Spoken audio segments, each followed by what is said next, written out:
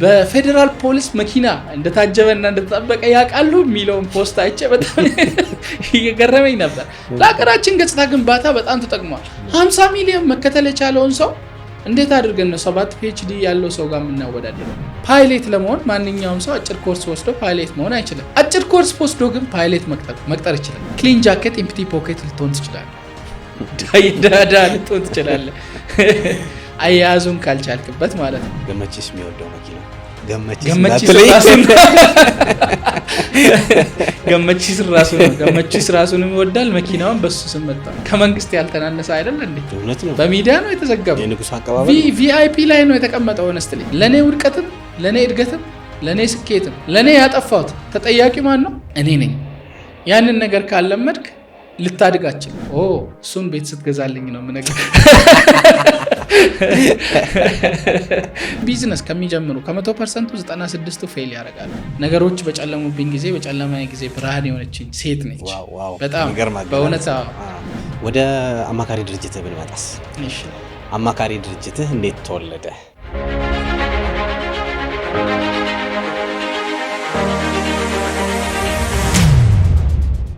ገመቺስ እጀታ እንኳን ደህና መጣ።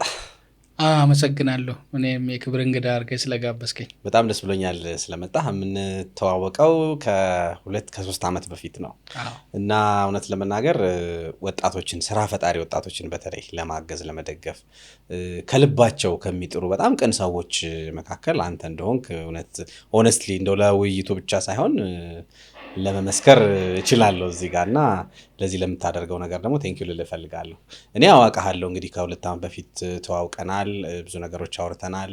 የምትሰራውንም ስራ ብዙ ዲቴይሎች ነገሮች አውቃለሁ። የማያውቁ ሰዎች ደግሞ አሉ፣ የኔ እንትኖች ማለት ነው፣ ኦዲየንሶች ማለት ነው። እስቲ ለነሱ ገመቺስ ማን ነው ንገረልን እስቲ። ያው ስለሰጠኝ መልካም ምስጋና አመሰግናለሁ። መጀመሪያ ሰው በህይወት እያለ የማመስገን ባህሪ ብዙ የለንም ተብሎ እንታማለን አበሻና። ገመቺስ አንድ ወጣት ነው፣ አንድ ተስፋ ያለው ብሩህ ኢትዮጵያዊ ጎልማሳ ወደ መሄድ እየሄደ ነው። ወጣትነቱን ትቶ 30 ካለፈ ወጣት የለም። ስለዚህ እኔ ገመቺስ እጀታ እባላለሁ።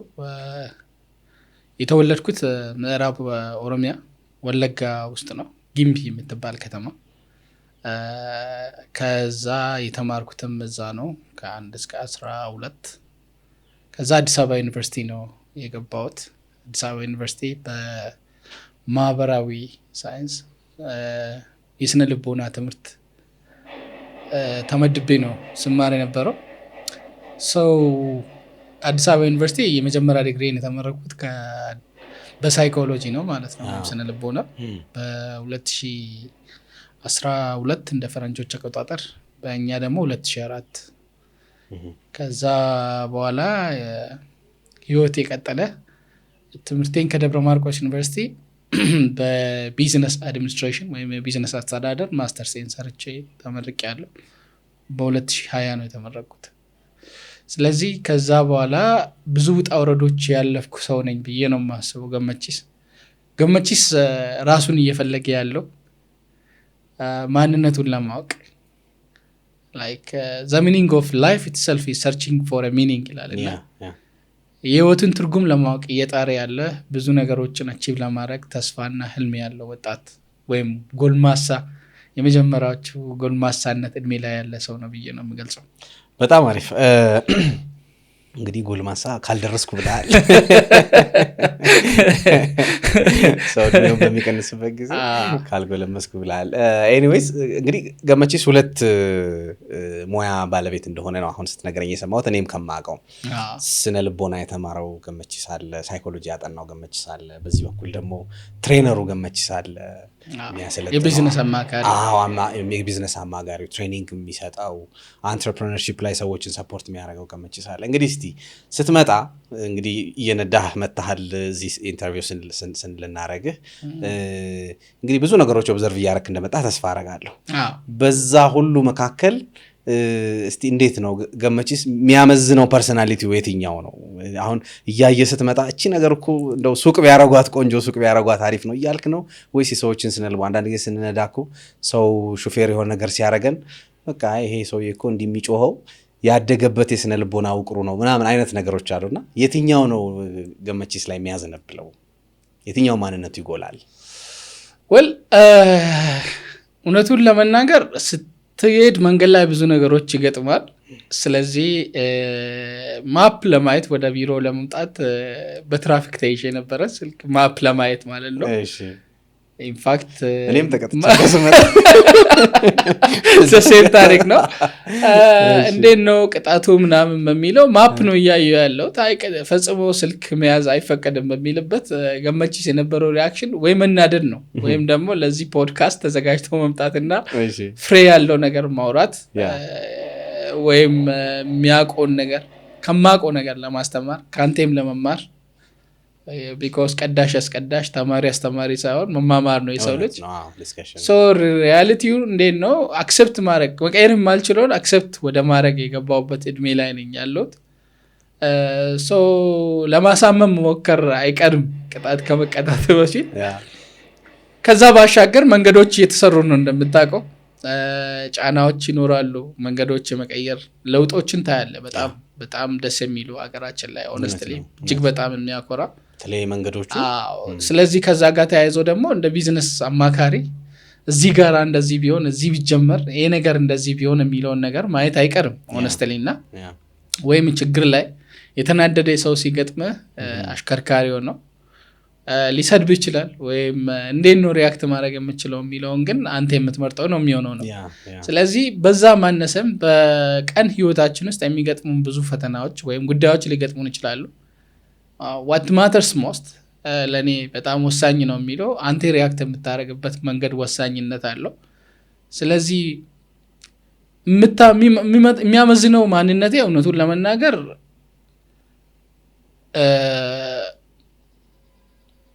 ሞር የምታደርጋቸውን አክሽኖችና ድርጊቶች ማሰብ መቻል እንዳለብህ መስከን። ወጣት ነገር ሁለት ፍሬ አንዱ ብስል አንዱ ጥሬ ይባላልና ጥሬው ወደ ማብሰል መግባት መቻል አለብህ ነው።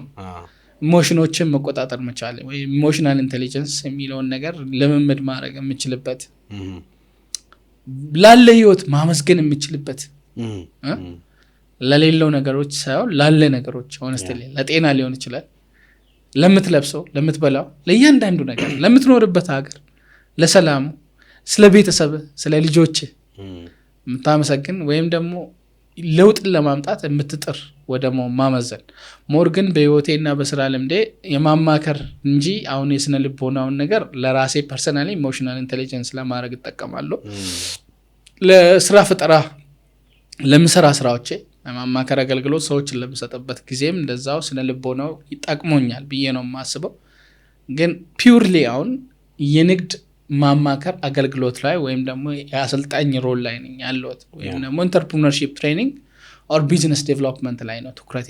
ወይም ደግሞ ትልቁ የኔ ህልም ስራ ፈጠራ ላይ የወጣቶች ስራ ፈጠራ ላይ ቫልዩ አድ ማድረግ ነው የሚፈልገው ባጭሩ።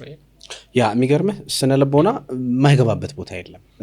እንግዲህ እኛ በህግ ስራ በምንሰራበት አጋጣሚም ከክላይንቶችህ ጋር የምታረገው ውይይት ወይም ለክላይንቶችህ ለደንበኞች የምትሰጣቸው አገልግሎት ሙያዊ አገልግሎት ብቻ አይደለም፣ ስነ ልቦናዊ ድጋፍም ነው። አንዳንድ ጊዜ ሰው ተቆጥቶ ይመጣል፣ ተከፍቶ ይመጣል፣ ምን ብሎ ይሄዳል። ግን የሆነ ሙያ ኖሮ ያችን ሙያ ብቻ አይደለም የምትሰጠው፣ ስነ ልቦናን ታግዘዋለህ፣ ካልም ታረገዋለህ፣ እንዳልከው ነገሮችን በተለያየ ዳይሜንሽን እንዲያይ ታረገዋለህ። እና ይመስለኛል ለአንተም የአንተርፕረነርሺፕ ጀርኒክ ለስራ ፈጠራ ጉዞክ ለትሬኒንጉ ለምኑ የስነ ልቦና ምሁር መሆንህ በተወሰነ ደረጃ ያገዘህ ይመስለኛል። ያ በጣም አግዞኛል። በተወሰነ ደረጃ ሳይሆን በትልቁ አግዞኛል። አዎ ስነ ልቦና መማር ለብዙ ነገሮች ይጠቅማል። ለምሳሌ ፐርሰናል ኢንተርፕረነራል ኮምፒተንሲስ የሚባለውን ነገር ቲዮሪውን ያጠናው ዴቪድ ሜክሌላንድ የሚባል ሳይኮሎጂስት ነው። ወይም ኢንተርፕረነራል ማይንድ ሴት ወይም ደግሞ አንተርፕረነራዊ አስተሳሰብ አንድ ሰው የስራ ፈጠራ የሚለው አንተርፕረነርሺፕን ይገልጻል በሚለው ሙሉ በሙሉ አልስማማም። ያቻ ቃል ተብሎ ነው እንጂ አንተርፕረነራል ማይንድ ሴት እንዲኖር ከፈለግ ሳይኮሎጂስቱ ምን አይነት ትሬቶችን ወይም ደግሞ ገጽ ባህሪያቶች ያስፈልጋሉ አንድን ሰው ብሎ ወደ 10 ባህሪያቶች አስቀምጧል። ፔክስ ወይም ፐርሰናል ኢንተርፕረነራል ኮምፒተንሲስ የሚባለው ዛሬም ድረስ በሱ የሚመራ ነው ኢንተርፕረነርሺፕ። ስለዚህ የሰዎች ስነ ባህሪ፣ የሰዎች ስነ ልቦና ለስራቸውም ሆነ ለንግዳቸውም ሆነ ለውሏቸው ሆነ ለስፒሪቹዋል ላይፍ ወይም ደግሞ መንፈሳዊም ሆነ ጠቃሚ የሆነ ጉዳይ ነው። አንተም እንዳልከው የህግ ባለሙያዎች ላይ ለምሳሌ ሳይኮሎጂስት አለ። ህፃናቶችን ለምሳሌ የሚያወራቸውና የቤተሰብ ችሎት ላይ ሳይኮሎጂስት አለ፣ ስነ ልቦና ባለሙያ። ቢኮዝ እንዴት አድርጎ መስራት እንዳለበት። ስፖርት ሳይኮሎጂ አለ፣ ሚሊተሪ ሳይኮሎጂ አለ፣ ሶሻል ሳይኮሎጂ አለ፣ ክሊኒካል ሳይኮሎጂ አለ፣ ብዙ ናቸው። ኮግኒቲቭ ሳይኮሎጂ አለ። እነዚህ ነገሮች ሁሉ በስነ ልቦና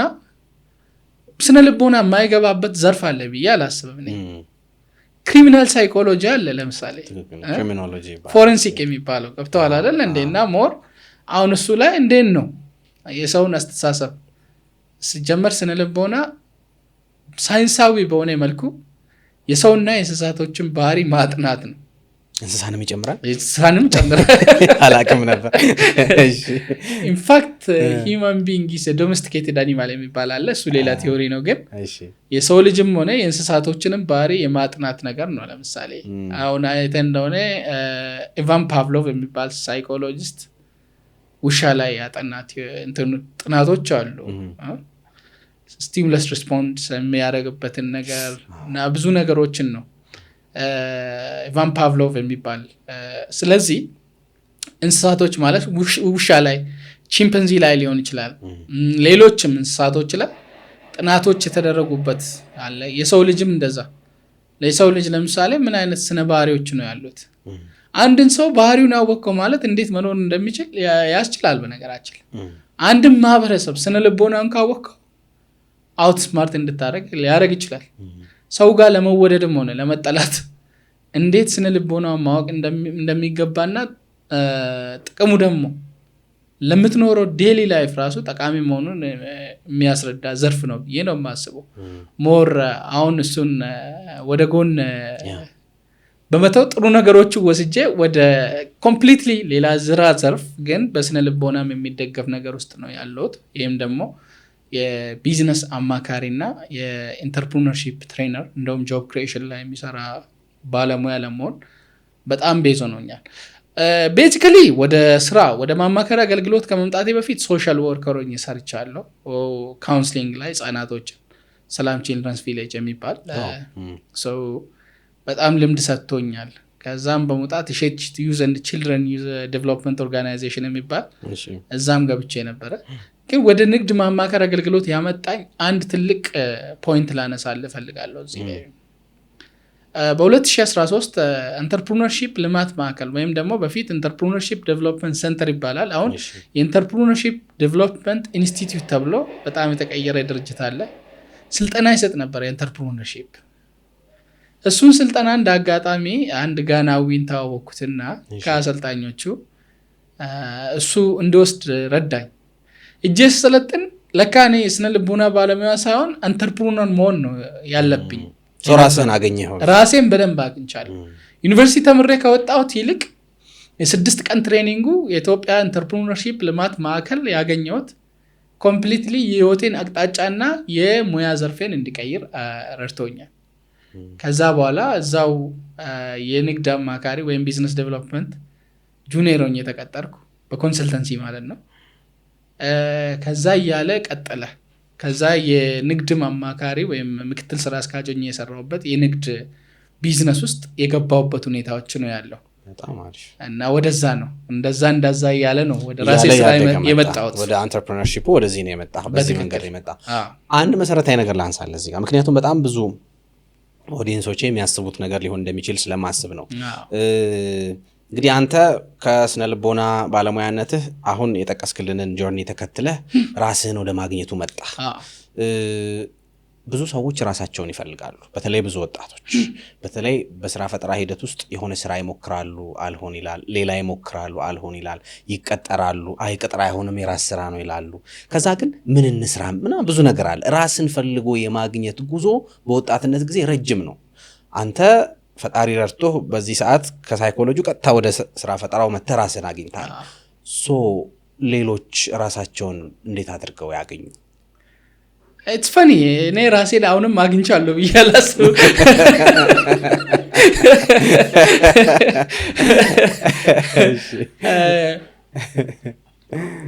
እንደዛ የምልበት እውነተኛ ነገር ስለሆነ ነው።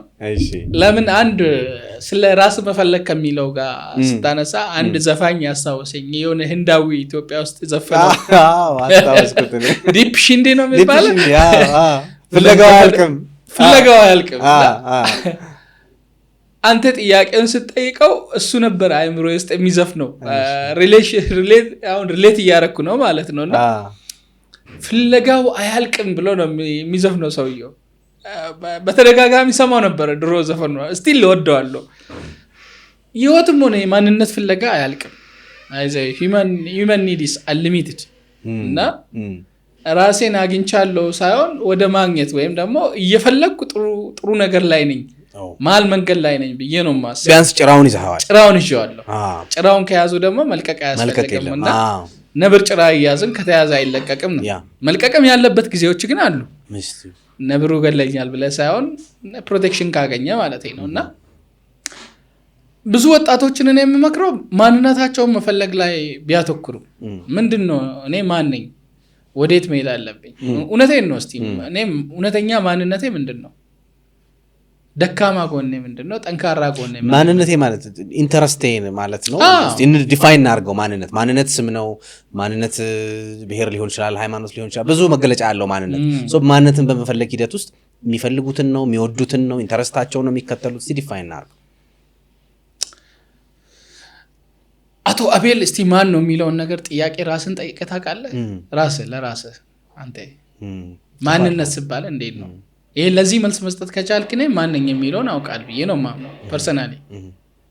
ማለት ጃዋሪ ዊንዶ የሚባል ነገር አለ። 4 ዊንዶዎች በዚህ አጋጣሚ ማነሳለ ነገርና የመጀመሪያው ዊንዶ 1 ወይም የመጀመሪያው ዊንዶ አቤል አንተን ልጠቀምና አቤል ስለራሱ የሚያውቀው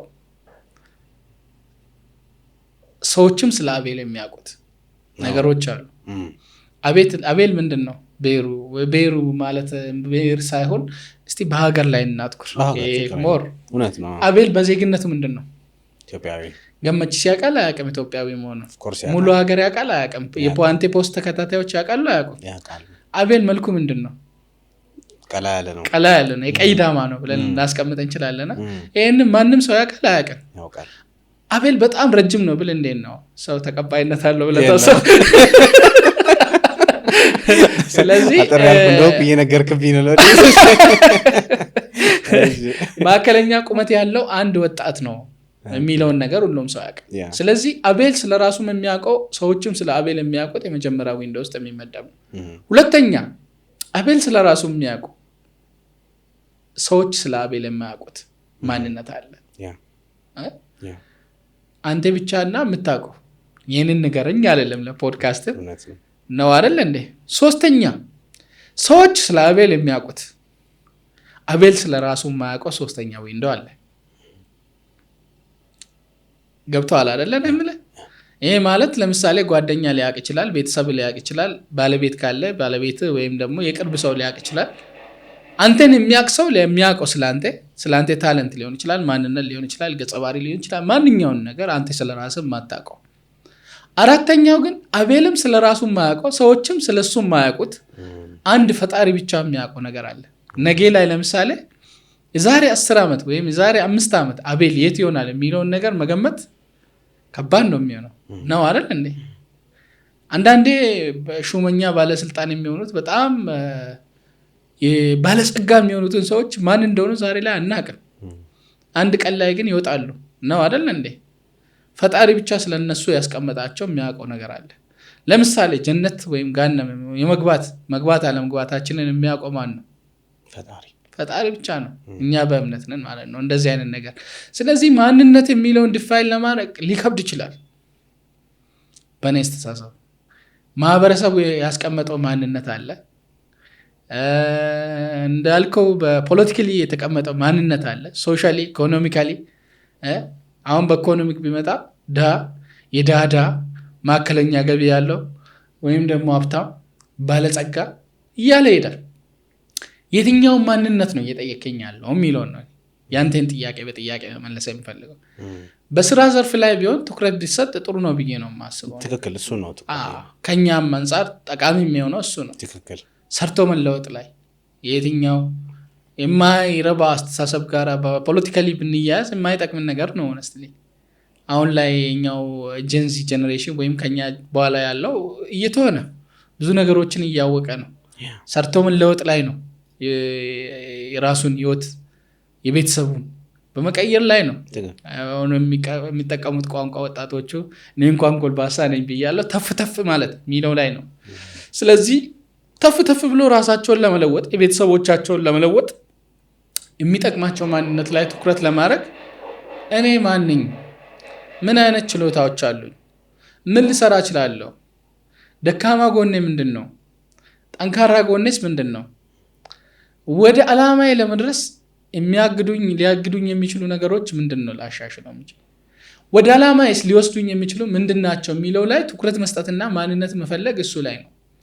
ስፒሪቹዋሊ ሊሆን ይችላል፣ ሶሻሊ ሊሆን ይችላል፣ ኢኮኖሚካሊ ሊሆን ይችላል። በፈለግከው ማንነት ላይ ራስን ፈልጎ ማግኘት ማለት ይሄ ነው። ከራስ ጋር ኢንትሮስፔክሽን ወይም ደግሞ ሰልፍ ቶክ ያስፈልጋል። ራስ መፈለግ ማለት አንዳንዴ ራስን አቤል እንደ አቤል ገመቺስ እንደ ገመቺስነቱ ራሱን ስብሰባ መጥራት አለበት ከቻለ ከራሱ ጋር ለመነጋገር። ከራስ ጋር ንግግር ታደርጋለህ ወይ አንተ? ብዙ ማንነቶች አሉ እኮ አንተ ውስጥ ወይም እኔ ውስጥ እንደዛ ነው። ወይም ስፒሪቹዋል ኮሚቴ አለ ከገመቺስ ጋር፣ ኢኮኖሚክ ኮሚቴ አለ። እንዴት ነው ይህንን ሁሉ ብር ያጠፋው? ማህበራዊ ኮሚቴ አለ። ለምሳሌ እንዴት ነው አንተ ሰዎች ሲታመሙ ሄደን ማጠይቀው? ሰው ሲሞት ሄዶ መቅበር ሊኖር ይችላል። የህቁብ ወይም ደግሞ ማህበር ውስጥ መግባት ሊሆን ይችላል። እድር እንዴት አልገባም? ሶሻል ነው እሱ። ከስፒሪቹዋል አንጻርስ እንዴት ነው የማሰግደው? ሰላት ሊሆን ይችላል፣ ሌሎችም ነገሮች ነው አይደል? ሰርቶ ማግኘት ላይ ሊሆን ይችላል፣ ወይም ደግሞ ኢሞሽንን በመቆጣጠር ሊሆን ይችላል። በብዙ ማንነት አንጻር ታዲያ ፍለጋው አያልቅም። ራስን ፈልገ ግን ማግኘት መቻል ትልቁ የሰው ልጅ አላማ መሆን ያለበት እሱ ነው። ራስን መፈለግ። ፍለጋው ያልቃል? ጥያቄ የኛ ነው። ስኬት እንደማያልቅ ህይወት ጉዞ ነች፣ የማትቆም ጉዞ ነች። የሆነ ቦታ ላይ ትቆማለች ስትቆም። ባቡሩ ላይ ግን ሁላችንም አለንበት። ስለዚህ ወጣቶችን እኔ የሚፈልገው አይደንቲቲ ቨርሰስ አይደንቲቲ ኮንፊውዥን የሚባል ቲዮሪ አለ በስነ ልቦና። ምን አይነት ማንነት ነው ያለኝ የሚለውን ነገር ችሎታቸውን፣ ታለንታቸውን ወይም ደግሞ ምን ማድረግ እንደሚችሉ የሰው ልጅ በነገራችን ላይ በጣም ትልቅ ጥልቅ ሊገለጽ የማይችለው አቅም ያለው ሰው ነው ማለት በተፈጥሮ ሆነስትሊ ተፈጥሮ ፈጣሪ ያደለን ነገር በጣም የምትንቀው ሰው ትልቅ ነገር አድርጎ ሊያሳይ ይችላል። የተከበረ ነው የሰው ልጅ። ሰው የሚለው ራሱ የተከበረ ፍጡር ነው ለኔ። ማንኛውም የሰው ልጅ regardless of his race, his political view, his religion, his identity, his background ሁሉም የሰው ልጅ አቅም አለው፣ ተፈጥሮ የሰጠችው አቅም። ስለዚህ ራሱን ማክበር አለበት። በየትኛው ዊንዶው ውስጥ ነው የምገኘው? 4 ዊንዶዎች ውስጥ የሚለውን ራሱን መጠየቅ አለበት፣ ማንነቱን በመፈለግ ላይ ማለት ነው። ስለዚህ ይህንን የማበረታታው እኔ ማን ነኝ የሚለውን ነገር ለራሳቸው መመለስ ከቻሉ ወጣቶች፣ ለዚህ አንተ ማን ነህ ተብሎ ሲጠየቅ መልስ መስጠት የቻለ ሰው ጎበዝ ነው። ለኔ ራሱን ፈልጎ አግኝቷል ያ ሰው። በጣም አሪፍ። ወደ ትሬኒንጉና በተለይ ወደ ማማከር ቢዝነሱ ደግሞ እንመጣለን። ከዛ በፊት አንድ ጥያቄ ልጠይቅህ። እንግዲህ ስለ ገመቺስ አንተን ስጋብዝ ስለ አንተ አንዳንድ ነገሮች በፊት ማውቃለሁ ለማየት ስሞክር በጣም ብዙ ሾርት ትሬኒንጎች ወስደሃል። ሊንክድን ላይ እንኳን ያሉት የሾርት ትሬኒንጎች ብዛት ካልተሳሳትኩ 20 ይበልጣሉ። ከዛ በላይ ነው፣ ከመቶ ይበልጣሉ። ቱ ቢሆንስ እኔ ያየሁት እንኳን አሁን እንደነገርከኝ የመጀመሪያ ዲግሪም ሁለተኛ ዲግሪም ጨርሰሃል እና አንድ ጊዜ ኤለን ማስክ የሚባል እንግዲህ አንድ ታዋቂ ስራ ፈጣሪ ወይም ዌልዚ ሰው አለ እና እሱ ህንድ ሀገር ሄዶ ይመስለኛል አንድ ኢንተርቪው ሲሰጥ ሙሉ ኢንተርቪውን እየሰማሁት ነበርና ምን አለ፣ አሁን ላይ ሰዎች ይሄ ረጅም በተለይ ከመጀመሪያ ዲግሪ በኋላ ያለውን ረጅሙን የማስተርስ የፒኤችዲ ምናምን አይነት ትምህርቶችን መማር ያለባቸው ለሶሻል ጋዘሪንግ ወይም ለመሰብሰቡ ለማህበራዊ ግንኙነቱ ካልሆነ በስተቀረ ሰዎች የሆነ ኤሪያ ላይ ስፔሻላይዝ ማድረግ ከፈለጉ ስኪላቸውን ዴቨሎፕ ማድረግ ከፈለጉ ማስተርስ መደጋገም ፒኤችዲ ምናምን የሚባል ነገር እየቀረ ይመጣል። አሁን ዘመኑ የሾርት ኮርስ የአጫጭር ኮርሶች እና የስኪል ዘመን ነው ብሎ ሲናገር ሰማሁት። እና እንደው ወደ ስራ ፈጠራ ወይም ደግሞ ወደ አንተርፕረነርሺፑ መሄድ የሚፈልጉ ወጣቶች አንተ እንዳረከው 100 በላይ ሾርት ትሬኒንጎችን ይውሰዱ ወይስ ደግሞ በመደበኛው ትምህርት ይሄዱ? እስቲ ከጠቀሜታው አንፃር የተወሰነ ነገር በለን። well it depends በዚህ ብዬ ካታጎራይዝ ማድረግ አልፈልግም ነኝ። ኤሎን መስክ ያለበት ነገር ኮንቴክስቱን ባልተሳሳተ መንገድ ብናይ ልክ ነው። እሺ በጣም እቀበለዋለሁ። እንደዚህ ማለት ግን ትምህርት ላይ ትኩረት እንዳይሰጡ ሰዎችንና ጄኔሬሽኑን ማበላሸት አልፈልግም ነኝ። we need academicians እንደሚያስፈልጉንና entrepreneurs ግን ያስፈልጉናል። ካታጎሪውን ብንለይ ለምሳሌ አንድ ሰው ለምሳሌ ሎየር ለመሆን ተጫጭር ስልጠና ወስዶ ሎየር አይሆንም አይደል እንዴ? አንድ ሰው ዶክተር ለመሆን ሰርጀሪ ለመስራት ለምሳሌ አጫጭር ኮርስ ወስዶ አይደለም የሚሆነው ሰው ልጅ ላይ ነውና አካዳሚካሊ ጎበዝ የሆኑትና በጣም በዛ አስፓየር አድርጎ መቀጠል የሚፈልጉት ማንነታቸው ቅድም እኮ ካነሳው ጥያቄ ጋር የሚገናኝ ነው። ራሳቸውን ፈልጎ ማግኘት የቻሉ ሰዎች ናቸው። ፓይሌት ለመሆን ማንኛውም ሰው አጭር ኮርስ ወስዶ ፓይሌት መሆን አይችልም። አጭር ኮርስ ወስዶ ግን ፓይሌት መቅጠር ይችላል። ከፈለገ ፕሌኑንም መግዛት ይችላል። ትክክል፣ ምርጫ ነው። ስለዚህ በአንድ ካታጎሪ ማስቀመጥ ሳይሆን ትምህርት ላይ ትኩረት መስጠት ተፈለገና በዛ ቀጥላለሁ አለ በዛው ቢቀጥል ማንነቱን እንዲያውቅ ማለት ነው። ከዛ ባሻገር ግን እሱ አልተሳካም ከተባለ ሰው ስለተማረ ብቻ ስኬታማ አይሆንም። ሆነስትሊ የፈለገ ስንት 7-8 ፒኤችዲ ደርድረ ራሱ ያልተማረ በጣም ሊበልጠው ይችላል የተማረውን ሰው ፋይናንሻሊ ማለት ነው። ይሄ ያለው እውነታ ነው። ለምሳሌ በአጭሩ ውስጥ አንድ ኤግዛምፕል ልውሰድል። ይሄ አሁን ዳረን ዊትኪንስ ወይም ዊትኪንሰን ነው ዳረን ዊትኪንሰን የሚባለው ዋትኪንሰን አይ ዶንት ኖ ዳረን የሚባል አሜሪካዊ ተጽዕኖ ፈጣሪ አሾው ስፒድ የምትለው ባለፈው ሀገራችንን ሲወጣ ምን አይነት አቀባበል ነው ያገኘው?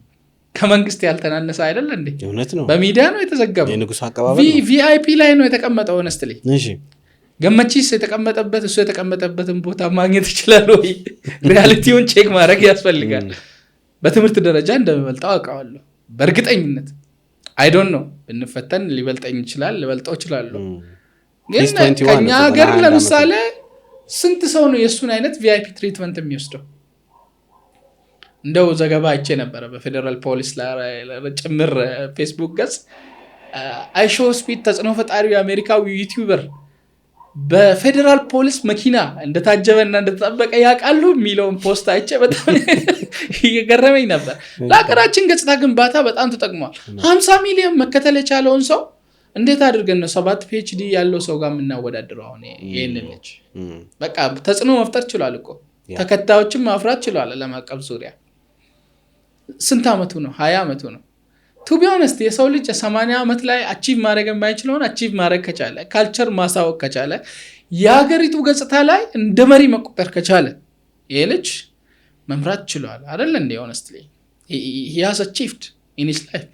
ቦዲጋርድ ቀጥሮ ማንም ሰው የኛ ሀገር ታዋቂ ቲክቶከሮች ራሱ የመገፋት እስከሚደርስባቸው ድረስ ነው የማነስ ጭምር በትክክል so depends እና ስኬት ዲፋይን የሚደረገው ባደረከውና አቺቭ ባደረከው የስኬት መጠንና ደረጃ ወይም ዘርፍ ላይ ነው ብዬ ነው የማስበው። ስለዚህ አጫጭር ኮርሶችን መውሰድ ግን ለምሳሌ ሊጠቅም ይችላል። ከኛ ሀገር እኮ እንደሱ አይነት ዩቲዩበሮች እየወጡ ነው። ወጣቱ ነው በጣም በእድሜያቸው ከኛ የሚያንሱ ከኔና ካንቴ በላይ ግን እጅግ ተጽዕኖ ፈጣሪ የሆኑ ሰዎችና ድምጾች የተፈጠሩ ነው ያሉ። ለምን አግባብ ይጠቀማሉ የሚለው ነው ወሳኝነቱ። የተማርከው ትምህርት ማህበረሰብን መጥቀም ካልቻለ ከማህበረሰብ በፊት ግን አንተን መጥቀም ካልቻለ ቤተሰብን መጥቀም ካልቻለ ጓደኞችን መጥቀም ካልቻለ እኔ ትምህርት ነው ብዬ አላስብም። ተማረን እንጂ አልገባንም ማለት ነው። ገመቺስ የተማረው ትምህርት አንድ ጠብ የሚል በራሱ ህይወት ላይ በሰዎች ላይ አካባቢው ካለው ከቤተሰቦቹ ላይ ለውጥ ማምጣት ከቻለ እሱን ነው የምለው። ለምሳሌ ስራ መፍጠር ከቻልኩ ነው ለሰዎች የተማርኩት ትምህርት ወደ ስራ ተግብሬዋለሁ ማለት ነው። ለቀውሎይ ለህይወቴ ለማኖረው እያንዳንዱ ነገር መጠቀም ከቻልኩ ትምህርት ማለት እሱ ነው። ግን ሆነስትሊ ጄኔሬሽኑ አሁን በትምህርት ብቻ እኔ እንዲገፋበት በቃ የግዳውን እኔ የኔ ልጅ PhD መማር አለበት ብዬ ኢንፎርስ አላረገውም። ልጅ አለኝ ነው አላስገድደው። መክሊቱን እንዲያውቅ ማበረታታት ግን እፈልጋለሁ። ምንድነው የሚፈልገው ፍለጋውን እንዲያውቅ ራሱን ማንነት ላይ እንዲያተኩር የራሱን መንገድ እንዲይዝ አበረታታለሁ። ባይ ዘ ወይ በዚህ አጋጣሚ ነው ኤግዛምፕል ወስድልህ ፈለግኩ። ስፒድ እኮ ቤት እያለ እናቱ አላመነችበትም ነበር አይደል እንዴቱ ቢሆንስ ወደ አባቱ ሄዶ ምን ብሎ ነው እዚህ ደረጃ ላይ ደረሰ። የስኬት መንገድ እስከሆነው ድረስ ሰው ያዘውን የስኬት መንገዱ ትክክለኛነቱን ካረጋገጠ መክሊቱን መከተል መቻል አለበት። ግን አጫጭር ኮርሶች በጣም ይጠቅማሉ ብዬ ነው የማስበው። ግዴታ በዩኒቨርሲቲ ሃርቫርድ ወይም ደግሞ ሌላ ሀገር ወይም አዲስ አበባ ወይም የትም ኬፕ ታውን የት የፈለከው ዩኒቨርሲቲ ጥራልኝ ካምብሪጅ መማር ግዴታ አይደለም። ስኬታማ ለመሆን ብዙ መንገዶች አሉ ብዬ ነው የማስበው። የተማሩ ሰዎች ያስፈልጉናል። አዎ ያስፈልጉናል። ሙር አስፈላጊ ነው። አዎ አስፈላጊ ነው። ትምህርት አስፈላጊ ነው። አዎ አስፈላጊ። ከትምህርት ባሻገር ግን ስኪል ቤስድ የሆነ ነገሮች ያስፈልጋሉ። በቃ ሁሉም ሰው ፓይለት መሆን አይችልም። ሁሉም ሰው ሎየር መሆን አይችልም። ሁሉም ሰው ፕራይም ሚኒስቴር መሆን አይችልም አይደል እንዴ? በብዛት ግን ብዙ ነገር መሆን ግን እንችላለን። ብዙ ምርጫዎች አሉ። ስኪል ቤስድ የሆነ ነገሮች የስራ ፈጠራ ላይ ለመሰማራት እሱን ነው።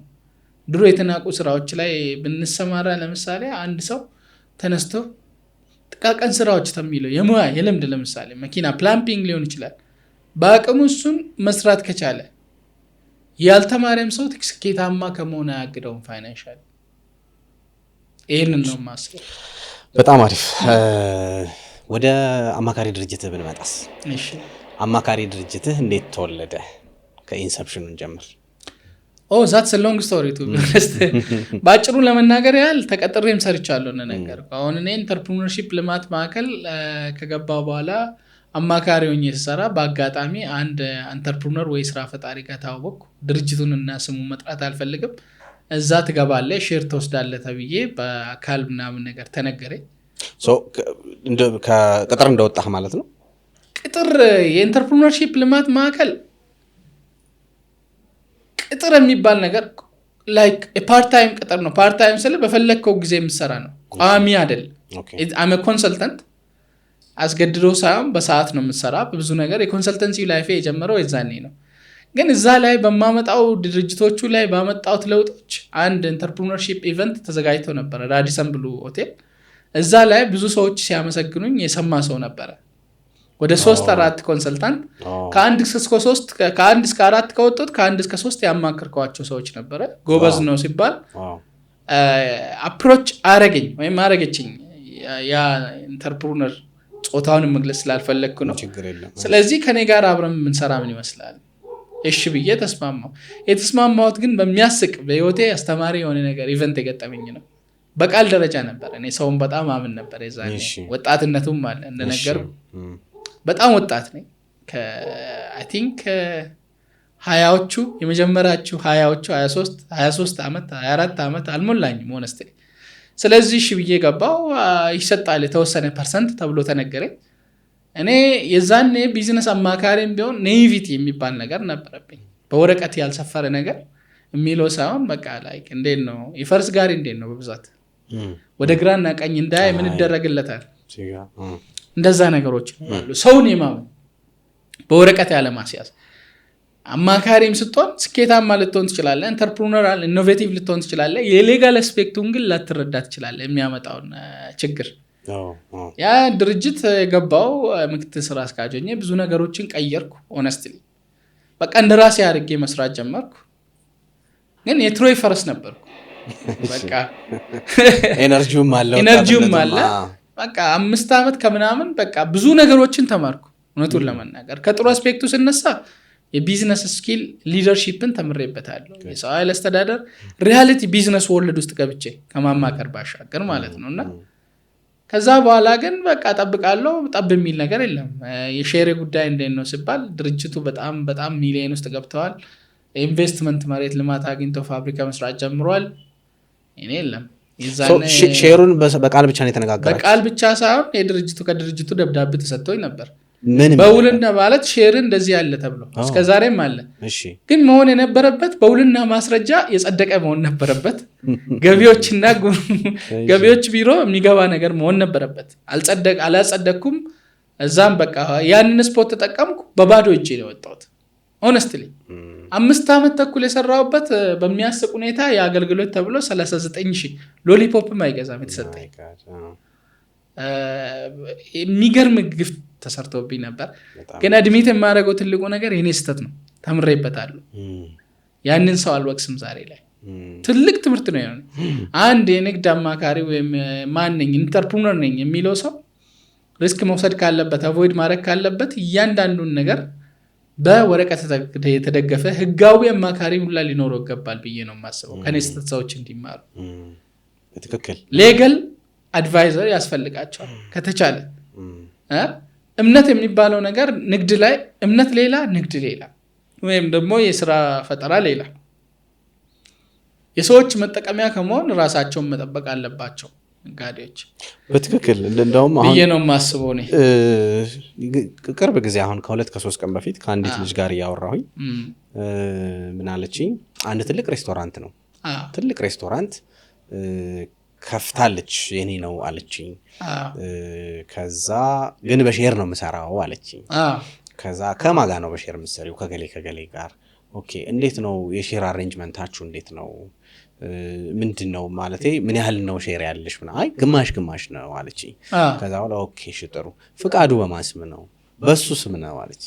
ፒኤልሲ ነው ወይስ ፓርትነርሺፕ ነው ምንድን ነው ስል አይ በቃ በራሱ ነው ያወጣው፣ ሶል ማለት ነው በራሱ ነው ያወጣው። ታዲያ ምን ያህል ኢንቨስት እንዴ? ሁሉ ነገር እኔ በጣም ብዙ ነገር ነው ዴዲኬት ያደረኩት በፊት እሰራበት ከነበረው ሬስቶራንት ነገሮች እቃዎች አምጥቼ ብዙ ነገር አለች። ኦኬ ጉድ። ስለዚህ ያ ማለት እሺ ይሄ ሰውዬ ሙሉ ለሙሉ እሱ በስሙ ከሆነ ያው እሱ ነው ማለት ነው። ስለዚህ ነገ የሆነ ነገር ቢፈጠር አይ እኔ አላቅሽም ዞር በይ ቢልሽ ምንድነው የሚሆነው ስላት፣ አይ እዛ ድረስ ከደረሰ የመካድ አቅም ካለው ትቼለት ሄዳለሁ። ያ ይሄ አሁን ይመስለኛል እንደኔ አይነት ታሪክ ነው። በቃ ትቾትቶ ከመሄድ ታሪክ የለም። ግን እሱም ማስወገድ ይቻላል። ኤግዛክትሊ። መጀመሪያ ነገር ምን መሆን እንዳለበት ምን መደረግ እንዳለበት ካላወቀ ሰው ማማከር በጣም ጠቃሚ ነገር ነው። ስለዚህ ወደ ቅድም ወደ አነሳልን ጥያቄ ሳንሰጥ እንዴት ነው ወደ ራሴ የመጣ የሚለው ነገር ከትልቅ ዲስአፖይንትመንት በኋላ ነው። እኔ ኢንፋክት እዛም ድርጅት ሆኜ የራሴን ነገር ሞካክር ነበረ። ግን ወስኜ ሲወጣ ግን ወደ ራሴ እንዲመጣ ነው ያደረገኝ። ለመጥፎ ነገር የተደረገብኝ ነገር ለጥሩዎች ራሴን ፈልጌ እንዳገኝ ረድቶኛል። ስለዚህ መበደልህ እንድትነሳሳ በትክክል አንደኛ ተነሳሽነት በደል ማለት ለምሳሌ ከተበደልክ እንደውም ሰው ሲገፉ ወደ ተራራ ሊገፉ ይችላሉ። ሰዎች የጎዱ ሊመስላቸው ይችላል። የገፉና የበደሉን ሰዎች ለሊናቸውና ለፈጣሪያቸው ፍርድን ተዋዋለው። ግን ትልቁ ነገር ከመሳሳት በፊት አዋቂ ሰው ጋር መሄድ፣ ኤክስፒሪየንስ ሼር ማድረግ፣ ከሚያውቀው ሰው ጋር መጠየቅ ተገቢ ነው። አብዛኛው የኛ ኢትዮጵያዊ ስነ ልቦና በንግድም ላይ እንደነን ብሩ ካለ ሁሉም ነገር ይቻላል ይላል። አይደለም። ሆነስትሊ ብር ኖሮ ልትከስር ትችላለህ።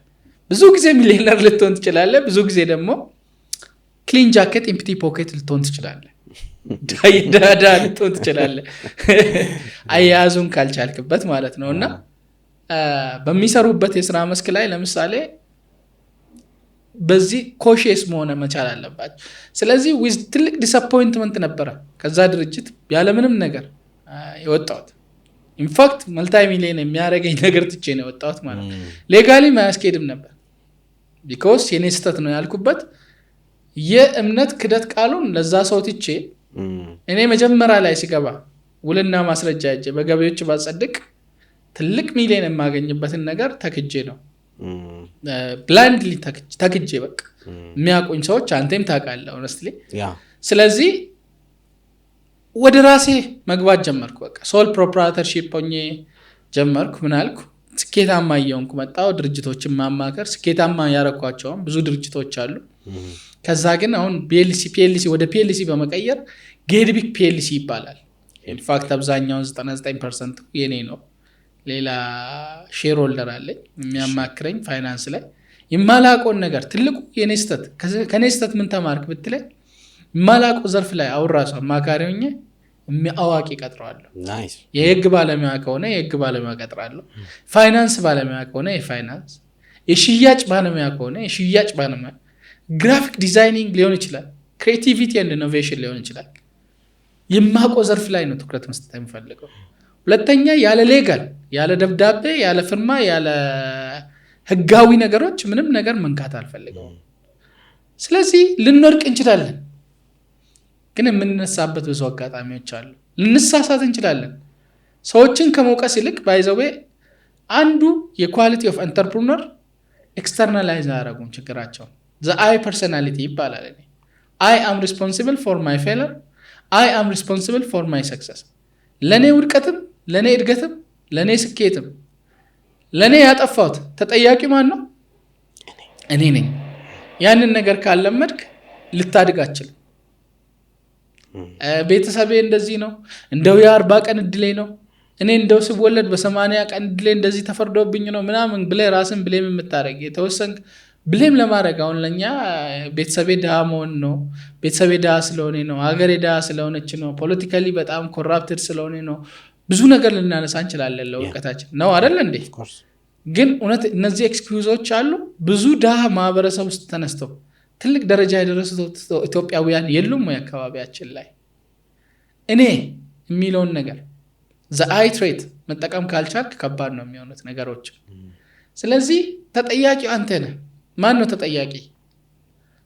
ለአቤል እድገትም ሆነ ውድቀት አቤል ነው በአብዛኛው 90%ን የሚወስደው። ያንን ሪያላይዝ ማድረግ አክሰፕት ማድረግ ያስፈልጋል። ከዛ ነው ለውጥ የሚጀምረው። ውስጣዊ ማንነትን ከመቀበል፣ ከስተት ከመማር። ህይወት በነገራችን ላይ ትልቅ ዩኒቨርሲቲ ነች፣ ታስተምራለች። እድሜም እንደዛው። ብዙ ደግሞ ትልቅ እድሜ ይዞም የማይማር ሰው ደግሞ አለ።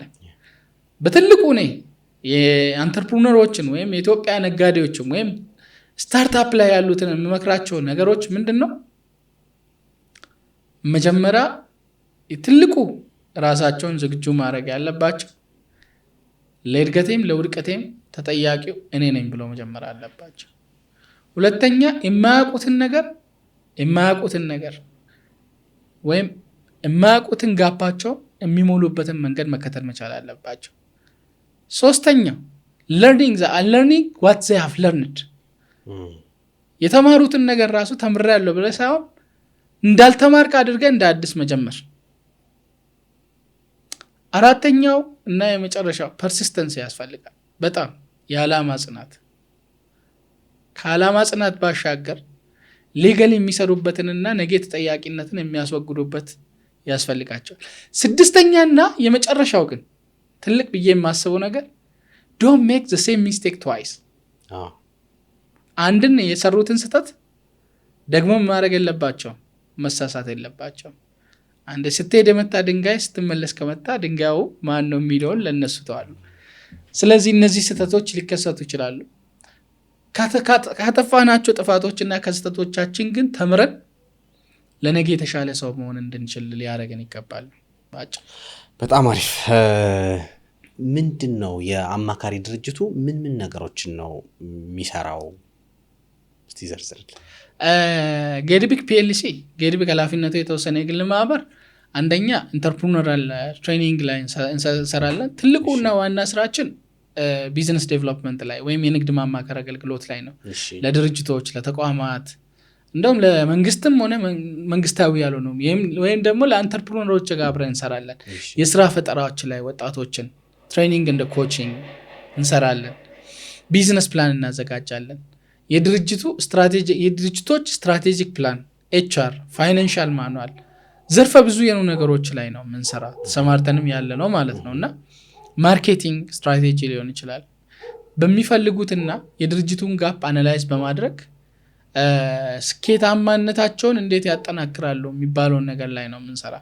ሞር ዶክመንቴሽን፣ ግራንት ኤንድ ፈንዲንግ ለምሳሌ ወይም ደግሞ አንድ ሰው እንዴት ነው ብድር ማመቻቸት ከፈለገ ከምንድን ነው መጀመር ያለበት? አንድ ሰው ወይም አንድ ኢንተርፕረነር ንግዱን መጀመር ካለበት እንዴት ነው ከየት ነው መጀመር ያለበት?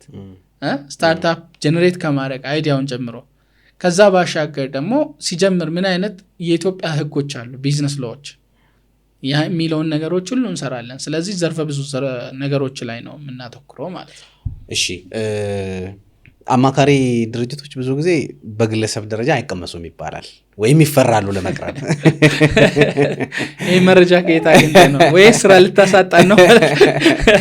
ለምንድን ነው መሰለህ? አንደኛ ስራ ስንጀምር አዳዲስ አይዲያ ይዘን ስንመጣ ወዳጅ ዘመድ ጓደኛ ወንድም ነው የምናማክረው።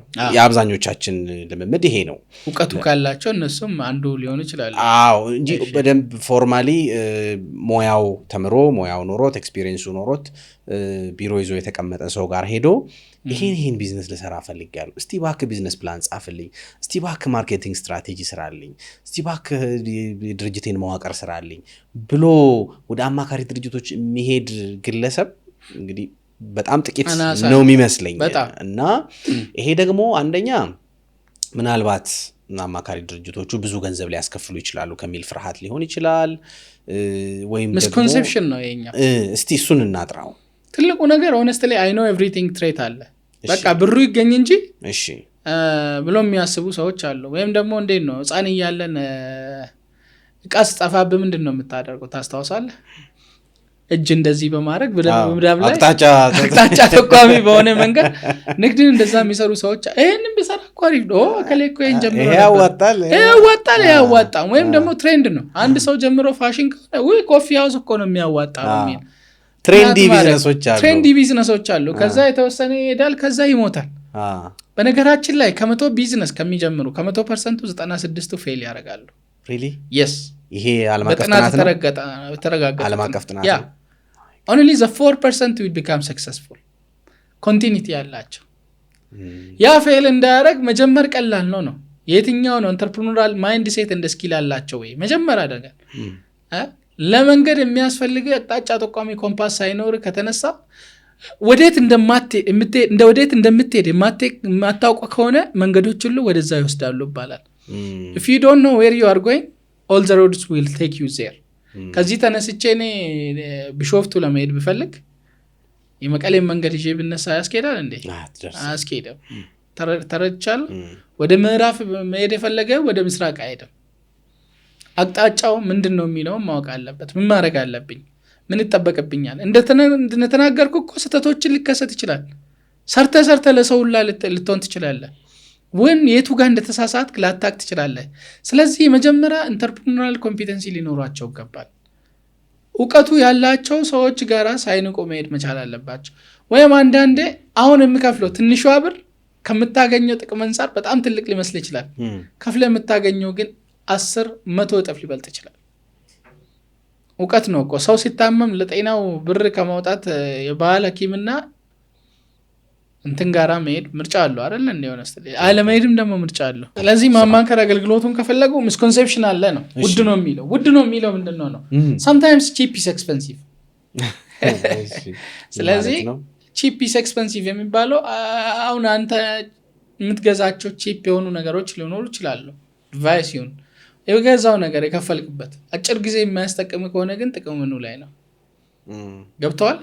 አጭር መንገድ ለመሄድ አቋራጭን ፍለጋ ብዙ ነገሮችን ሊያጡ ስለሚችሉ ሆነስትሊ ውድ ነው ምናምን የሚለውን ነገር በመተው ወደ አዋቂ መሄድ ተገቢ ነው ብዬ ነው የማስበው። ይሄ ለራሴ እንደዛ ስል ጄኒዩኒሊ ማለት ነው። የማያውቁትን ወደሚያውቁት ሰዎች መሄድ መቻል ጥሩ ነው። አንድ ሰው ጥብቅና እውቀት ካለው ጠበቃውን ከመቅጠርና ካለመቅጠር መንግስቱን ላይ ያቀርብለታል አይደል? ደግሞ ፌር ፕራይስ የሆነም አለ።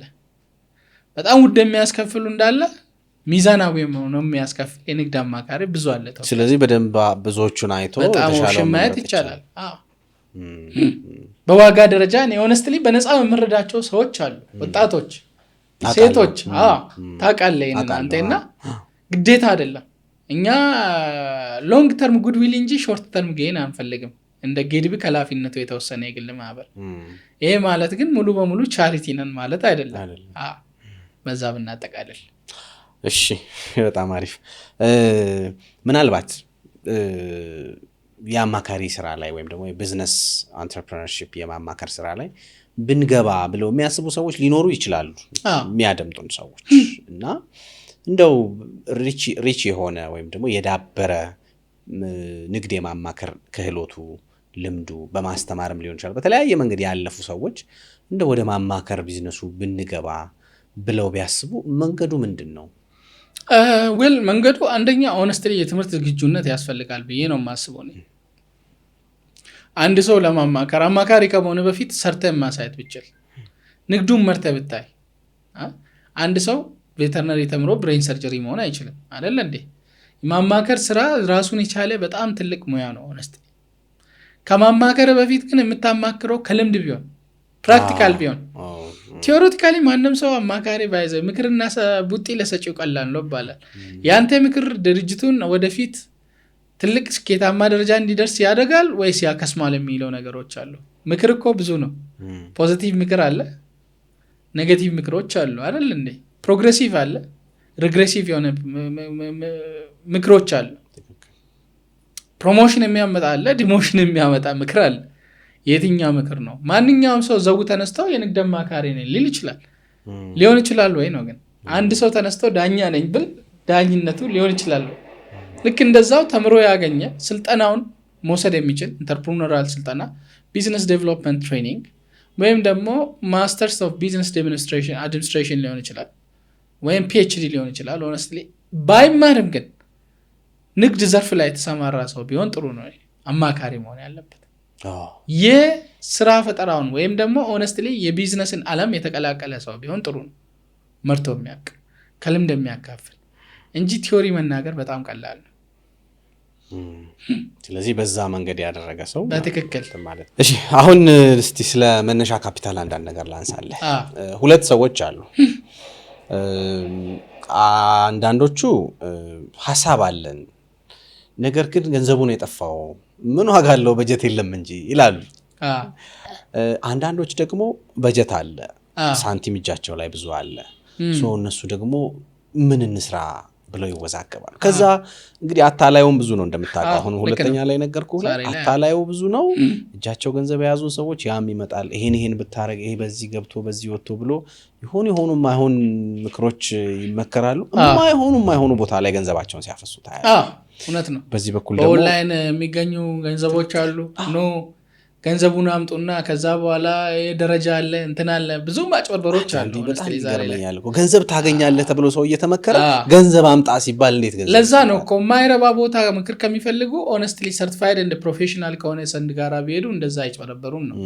ብዙ ላይ መረጃ ጊዜ እንዳለውላ ሆነስትሊ አሁን ፍሮጅለንት የሆነ ብዙ ነገሮች እየበዙ ነው። ይህንን ነገር ስታደርግ ህይወትን የሚለውጥ አለ። ከኦንላይን ከቤታቸው ናቸው 100,000 የምታገኙበት አለ። ዜሪስ ነው ኢዚ መኒ በነገራችን አጭር መንገድ የለም። ሆነስትሊ በትክክለኛ ግን ከተሰራበት አለ። ስታርታፕ ካፒታል ከየት ይገኛል አልኮ ጥያቄ። ሆነስትሊ አንደኛ ከፋሚሊ ክሎዝ ፍሬንድስ ሊገኝ ይችላል። ሰርቶ ከማጠራቀም ከፐርሰናል ሴቪንግ ሊገኝ ይችላል። ፍሮም ማይክሮ ፋይናንስ ከፈንዲንግ ወይም ደግሞ ካጠራቀሙት ከባንክም ሊገኝ ይችላል። በነገራችን ላይ ባንኮችም ሆነ ማይክሮ ፋይናንስ በአንቴ ብር ላይ አንቴ ራስህ ታማኝ ካልሆንክ ሰው ራሱ አያምንም።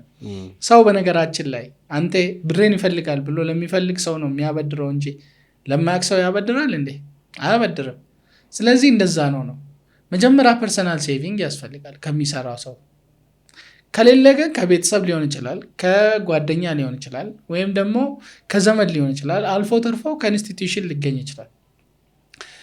ብሩ ኖሯቸው ምሰራው የለኝም ለሚለው ደግሞ አማካሪ ድርጅቶች ጋር መሄድ ቢችሉ ሆነስትሊ ወይም ደግሞ ልክ ህጋዊና የታወቀ ምንጩ የታወቀ ወይም ደግሞ ትክክለኛ ስራ ላይ የተሰማሩትን ኢንተርፕረነራል ኮምፒተንሲ ቢወስዱ። ትልቁ ግን ስታርታፕ ልመክር የምችለው ዛሬ በነፃ የሚሰጥ ስልጠና አለ። ለምሳሌ ፕሮሞሽንም ቢሆን በጣም እኔን ለዚህ ላበቃኝ ስለሆነ ማመስገን እፈልጋለሁ። በዚህ አጋጣሚ ይህን ኢንተርፕረነርሺፕ ልማት ማዕከል የሚለውን ድረገጽ ላይ በመግባት እዛ ላይ ሬጅስተር አድርጎ ኢቲደብሊው ትሬኒንግ የሚባል አለ ለ6 ቀን የሚሰጥ ለሴቶችም የሚሰጥ አለ። ያንን ትሬኒንግ በነፃ ነው የሚሰጠው፣ መንግስት ነው እየሰጠ ያለው ለስራ ፈጣሪዎች ለማበረታታት። በማንኛውም ሰዓት ሳይሆን መመዝገብ አለበት። ሂደቶች አሉት፣ መመረጥ አለበት። ሰው ሀሳቡን ብቻ ይዞ በመሄድ ግን ብዙ ነገሮችን ማግኘት ይችላሉ። ብር እያላቸው የሚጀምሩት ስራ ከሌለ ያንን ስልጠና ሳይወስዱ ባይጀምሩ ሆነስትሊ ከዛ ቢጀምሩ፣ ካልቻሉ ደግሞ እንደኛ አይነት የንግድ አማካሪዎች ብዙ አሉ። ወይም የንግድ ማህበረሰብ ውስጥ ገብተው ስኬታማ የሆኑ ሰዎችን በማማከር ስተቶችን ከመስራት ራሳቸው እንዲቆጠቡ ብራቸውንም እንዳይበሉ ሰርቶ ሃርድ ንድ የሆነውን ነገር ሰው እንዳይቀማቸው መጠንቀቅ እንዳለባቸው በትልቅ አብክሬ ነው እንትን መግለጽ የሚፈልገው ይሄንን ፓርት። ተቋሙን አንዴ ድገመው። ኢንተርፕረነርሺፕ ልማት ማዕከል ወይም ኢንተርፕረነርሺፕ ዴቨሎፕመንት ኢንስቲትዩት ይባላል። ስለዚህ ድረገጹ አለ። ድረገጹ ላይ ገብተው እዛ ላይ ኦንላይን ይመዝገቡ በትክክል። ወይም ደግሞ ሪች አውት ቢያደርጉኝ እኔ የምችለውን ሁሉ እረዳቸዋለሁ። ያንተንም ኮንታክት ስለምናስቀምጥ በዛ ይላሉ። ይቻላል። በጣም አሪፍ። መጨረሻ ላይ የፋይናንስ አማራጮችን ቅድም ጠቅሰሃል። ከራስ ሴቪንግ፣ ከቅርብ ሰው ከመሳሰሉ ነገሮች ከኢንስቲትዩትም ጨምሮ እስቲ እንደው አንተ ሙያው ላይ ስለሆንክ አነስተኛ የስታርታፕ ብድር ወይም የገንዘብ ድጋፍ ሊገኝባቸው የሚችል ጥቂት አማራጮችን ለሚያደምጡን ሰዎች ጠቆም አድርግልኝ። ይሄኛው ከስራዬ ጋር ማጋጫ ይሆናል። ለዚህ ነው ዛሬ ፖድካስቱ ላይ ሲመጣ ይሄንን ነገር የሚፈልጉ ከሆነ ዋናው መረጃ እሺ፣ ብዙ ተቋማቶች አሉ። ይሄንን ተቋማት ብዬ መጥራት ምናምን ነገር ይቻላል፣ ግን ፕሮሞት ማድረግ ስለሚመስል እንዳይሆን ብዙ አማራጮችን በድህረ ገጽ ላይ በመጠየቅ ወይም ደግሞ ይሄንን መረጃዎች አሁን ኢንፎርሜሽን ኦፕን ነው ማግኘት ይቻላል። ብዙ ተቋማቶች ግን አሉ ስታርታፕ ላይ እንደነገርኩ፣ ግን ለራሱ ታማኝ ያልሆነ ሰው በብሩ ታማኝ ያልሆነ ሰው ተቋማቶችም አያምኑ። ፐርሰናል ሴቪንግ ሊኖር ይገባል። ስራ ምንድን ነው ፕሩፍ ማድረግ መቻል አለባቸው። ባንክም ቢሄዱ እንደዛ። ከዛ ባሻገር ግን ስታርታፕ ላይ የሚሰሩ አሉ። ለምሳሌ አዋሽ ባንክ ላይ ታውቃለህ አይደለ? ወደ 4 ባንኮች ያለ መያዣም ጭምር የሚያበድሩ አሉ። opportunities are out there. One of the best qualities of entrepreneurs is seeking for opportunities. They have to seek it honestly. ከዛ ባሻገር ደግሞ ቢመጡ ቢያማክሩን ብዙ አማራጮች እንሰጣቸዋለን በነፃም ጭምር honestly ለሌላቸው። ይህን ስል መክፈል የሚችል ሰው በብዛት ሰው ልጅ ብር ሲባል ያመናል ወገባችን። እንደዛ ሳይሆን genuinely ሴቶች ወጣቶች ነው ግራ ያገባቸው ካለ የተወሰነ ፐርሰንት የምናገለግልበት ይኖራል። በጣም አሪፍ። ስለዚህ አንተኑ ይጠይቀዋል ይቻላል በደስታ። 5 ጥያቄ ነው የምጠይቀህ። ገመችስ የሚወደው መጽሐፍ? የምወደው መጽሐፍ 7 Habits of Highly Effective People በጣም አሪፍ ነው። ከዛ ስቲቨን ኮቬ ይባላል። ከዛ ውጪ ግን The 48 Rules of Power ሮበርት ግሪን ይባላል። በጣም የምወደው መጽሐፍ ነው። አቶሚክ ሃቢትስ በጣም ጥሩ መጽሐፍ ነው።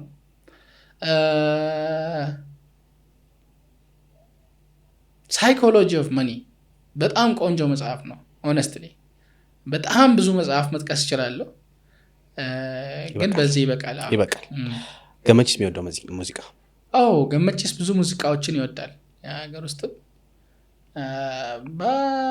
ገመችስ የሚወደው በጣም የኢትዮጵያውያን አርቲስት ከሌ ብዬ ስም መጥራት እችላለሁ። አንድ ይበቃል። በጣም የምወደው ሙዚቃ የአጫሉ ሁንዴሳ ሙዚቃ ነው። በጣም አሪፍ። ገመችስ የሚወደው መኪና? ገመችስ ራሱን ይወዳል፣ መኪናውን በሱ ስም መጥቷል። እሺ፣ የሚወደው ከተማ? that's very tricky። ከኢትዮጵያ ነው ከኢትዮጵያ ውጪ ነው? ከፈለኩት ሀገር ሀገሬን በጣም ወዳለሁ በእውነት በጣም ይሄ እዚህ ቦታ አይደለም የምወደው ከተማ ሳይሆን የምወደው ሀገር ኢትዮጵያ ነው። በጣም በቃ በፍቅር ጣሊያንም እጃቻለሁ፣ የተወሰነ ሀገራቶች እጃለሁ፣ ኬንያ፣ ታንዛኒያ፣ ብዙ ሀገር እጃለሁ ማለት የተወሰነ በእድሜ እንደ ሀገሬ እንደ ኢትዮጵያና እንደ ከተሞቿ ማንኛውም ኢትዮጵያ ይሁን እንጂ የትኛውም ቦታ ለመሄድና ለመኖር ወይም ደግሞ በፍቅር ነው የምወደው። አላበላለጥን ሳይሆን እንደዛ ማለት ትንሽ ግብዝነት ይሆናል። አዲስ አበባን እወዳለሁ። አዲስ አበባ ብዙ ነገር አስተምሮኛል። ቱ ቢ ሆነስት ከወለጋ ሲመጣ አማርኛ ጭራሽ አልችልም ነበረ። በጣም ይከብደኝ ነበረ መናገር ራሱ። ስርዓተ ትምህርቱም እንደዛ ነው። በዚህ አጋጣሚ ለአዲስ አበባ ልጆች ሆነው አዲስ አበባ ዩኒቨርሲቲ ሲገባ የአዲስ አበባ ማህበረሰብ በሙሉ በእውነት በጣም ነው የምወደው። እንደ ትውልድ ሀገሬ ነው የምወደው። ሰዎቹም ሀገሩም ኢትዮጵያዊ የሆነ ሁሉም ይመቸኛል። ሞር ግን አዲስ አበባ ውስጥ ብዙ ነገር ስለተማርኩ ከወጣትነቴ ጀምሮ ኦልሞስት ሃፍ ኦፍ ማይ ላይፍ አሁን ከአዲስ አበባ ዩኒቨርሲቲ ስገባ ከ18 ዓመት ጀምሮ ያለውበት አሁን ኦልሞስት 35 ዓመቴ ነው። 17 ዓመት እዚህ ነው የኖርኩት። በጣም ነው የማመሰግነው የአዲስ አበባን ሰዎችና የአዲስ አበባ ልጆች የአዲስ አበባ ነዋሪዎች እንደውም ማንኛውንም ኢትዮጵያዊ ወደዋለሁ። እዚህ አይደለም ከአዲስ አበባ ቀጥለው ቢሾፍቱና ወለጋ ደስ ይለኛል። ቢሾፍቱና ወለጋ። ሰፈር ልጠይቅ መጨረሻ ላይ። እሺ ደስ የሚል ለመኖር ኮምፎርታብል የምትሆንበት ሰፈር እሱን ቤት ስትገዛልኝ ነው የምነግርህ።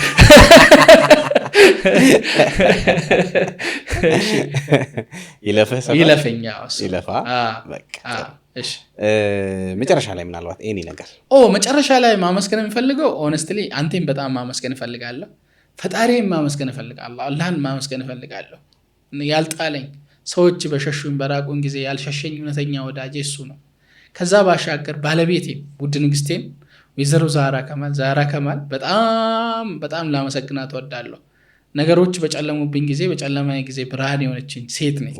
በጣም በእውነት እና ነገሮች ብቻ ሳይሆን ዓለም በሸሸችኝና ጀርባዋን የሰጠችን ነገር ውስጥ ልቧን የሰጠችኝ ባለቤቴ ነች፣ ንግስቴ ነች። ልጄን ከማልን በጣም ማመስገን እወዳለሁ። በጣም ጥሩ ልጅ ነው። የ4 ዓመት ልጅ አለ። ከዛ ባሻገር ጓደኞቼ ሆነው በጣም ለለውጥ አቅጣጫ ተስፋ እንዳልቆርጥ ያደረጉኝ ብዙ ጓደኞች አሉ። ላመሰግናቸው ፈልጋለሁ። ሰው ሳይኖረኝ ከጎን የሆኑት ወዳጆች አሉ። ሰዎች የሚክዱ ሰዎች እንዳለ መንገድ የሚያሳዩ ብዙ ሰዎች አሉ። ኢንተርፕረነርሺፕ ልማት ማዕከልን ማመስገን ፈልጋለሁ። እንደውም እዛ ውስጥ ያሉትን አመራሮች ዶክተር ሀሰን ሁሴን የሚባሉ እንደውም ቦሩሸና በጣም ብዙ አሉ። ከዛ ባሻገር አብሬ ሰዎች የሚሰራቸው አሉ። ግሮስቲፕ ኮንሰልቲንግ፣ ሀምዲኖ ሚደሶ የሚባል ኢስት አፍሪካን ኮንሰልቲንግ ማመስገን እፈልጋለሁ። ሞቲ ሞስሳ አሲስታንት ፕሮፌሰር። ከዛ ባሻገር ሚኒስትሪ ኦፍ ሌበር ኤንድ ስኪል የኢትዮጵያ ስራና ክህሎት እንደውም ደግሞ የኦሮሚያ ስራ ክህሎት ቢሮዎችም ማመስገን እፈልጋለሁ በጣም ማለት ነው። ፈርስት ኮንሰልት አፍሪካ በጣም ማመስገን እፈልጋለሁ። ለምሰራው የስራ ማማከር ውስጥ ትልቅ ድርጅት እንዲያግዘኝ አድርጎኛል በትልቁም። ከዛም ባሻገር ማስተር ካርድ ፋውንዴሽን ማመስገን እፈልጋለሁ። ማለት ብዙ ነገር ተምሬያለሁ። ከዛም ሀገሬ ኢትዮጵያ ማመስገን እፈልጋለሁ። እያንዳንዱን ኢትዮጵያዊ ማመስገን እፈልጋለሁ። ለሚሰራ ስራ አመራሩ ጠቅላይ ሚኒስቴራችንን ጨምሮ ማመስገን እፈልጋለሁ። ለሚሰራው አገር መለወጥ እንደሚችል ካወቀን እኔም ራሴን መለወጥ እችላለሁ ብሎ ሞቲቬት እያደረጉን ነው።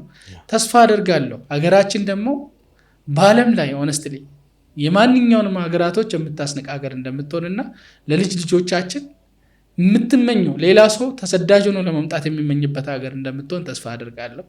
ከዛ ባሻገር ተስፋ መቁረጥን ተስፋ ማስቆረጥ እንዲችሉ ወጣት ትውልዶችን ወጣት ኢትዮጵያውያን እንደውም ማንኛውንም ኢትዮጵያዊ ማበረታታት ፈልጋለሁ።